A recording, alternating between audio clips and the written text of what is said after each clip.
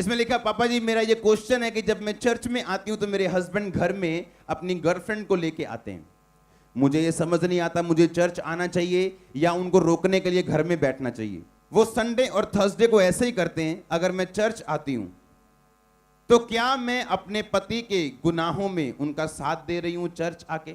आपकी प्रॉब्लम उस दिन सॉल्व हो जाती है जिस दिन आप प्रभु के द्वारा सांस दिए गए वचनों को पढ़ लेते हैं। अपने पड़ोसी को बोलो, आपकी प्रॉब्लम सॉल्व हो जाती उस दिन जिस दिन आप परमेश्वर के सांस दिए गए वचनों को पढ़ लेते हैं। आप जानते हैं आपकी हर प्रॉब्लम के लिए एक वचन बनाया गया। जिस दिन आप बनाए गए थे, आपसे पहले पेड़ बनाए, मछलियां बनाई, जानवर बनाए, सारे फल वाले पौधे, सारे बीज, सारे अन्न आपके बनने से पहले बने। जो आपकी जरूरत थी परमेश्वर ने पहले बनाया। आज भी ऐसा ही है, पर अगर वचन नहीं पढ़ेंगे तो मुश्किल है। याकूब 4 उसकी 6 आयत में लिखा, मैं 7 आयत को पढ़ूंगा, आप ध्यान से सुनना।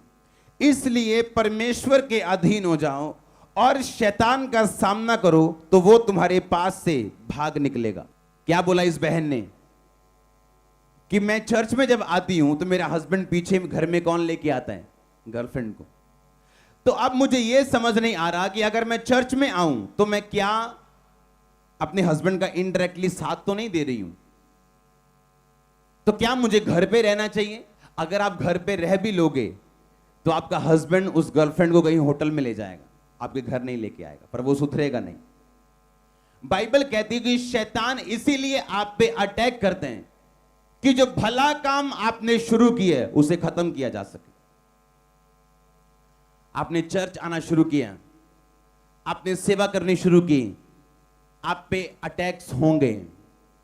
शैतान आपको रोकने की कोशिश करेगा। अगर आप रुक गए तो वो कैंसर का फोड़ा पट्टी कराने वाली बात है। उस पे 5 साल वो आप जी सकते हैं, किस्मत अच्छी हुई तो 10 साल जी सकते हैं, पर चर्च आकर शैतान का सामना करना, अपने पति को आप चेंज तो कर नहीं सकते, अगर कर सकते तो आप कर लिया होता, पर जब आप चर्च में आते हैं शैतान का सामना करना है, पति का सामना नहीं करना। कि शैतान मेरे चर्च जाने से तू इतने रुकावटें डालता है, अब मैं संडे 1 की बजाय 2 मीटिंग अटेंड करूंगी, तू कर जो करना है। और आप यहां बैठे फायर रिलीज कर रहे हो, यहां बैठे प्रेयर कर रहे हो, यहां बैठ के आप प्रभु के साथ एक मन हो रहे हो। आपका हस्बैंड सॉरी बोल के तौबा करेगा आने वाले दिनों में। अब उसको मालूम है कि जैसे ये बढ़ेगा या कोई काम ऐसा करेगा, मेरे को सिर्फ अटैक करना है और रोकना है, बस दैट्स इट।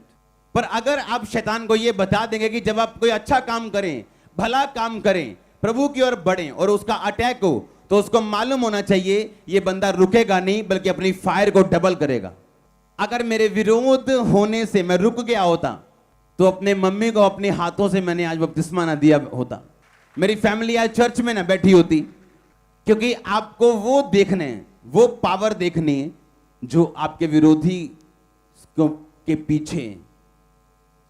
इंसान से नफरत नहीं करनी है, आपने वो पावर देखनी है जो उसके पीछे बोल रही है। इसलिए परमेश्वर ने कहा था पतरस को, जब पतरस ने कहा था प्रभु तू कभी क्रूस ना उठाए, तो परमेश्वर ने क्या कहा था? ए शैतान मेरे सामने से दूर हो। जबकि पतरस शैतान नहीं था।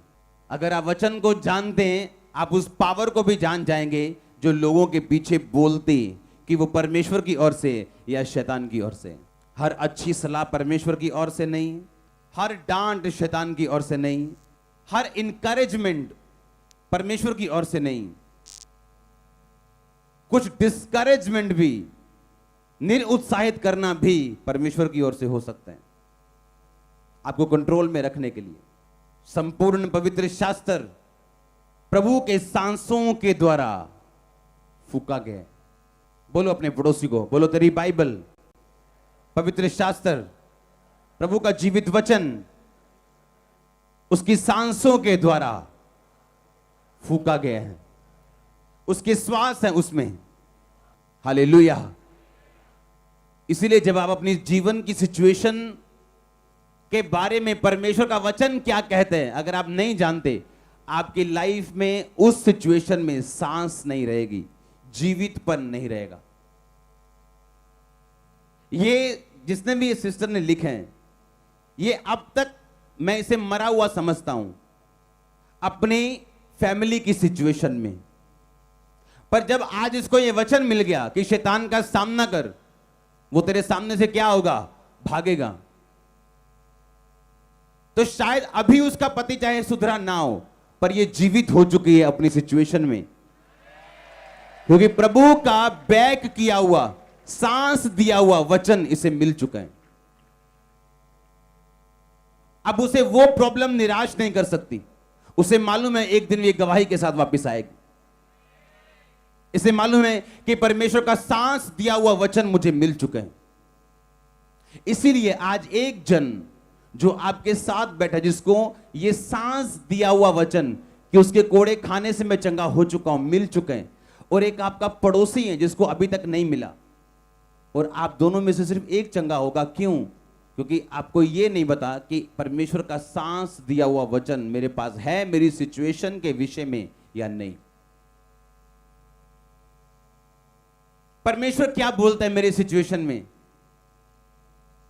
अगर मैं गरीब हूं, सिचुएशन से किसी निकल रहा हूं, परमेश्वर का वचन मुझे क्या कहता है, मुझे यह पता होना चाहिए। नहीं तो मेरी सिचुएशन, मेरी परिस्थिति में प्रभु का सांस, उसका जीवन नहीं होगा।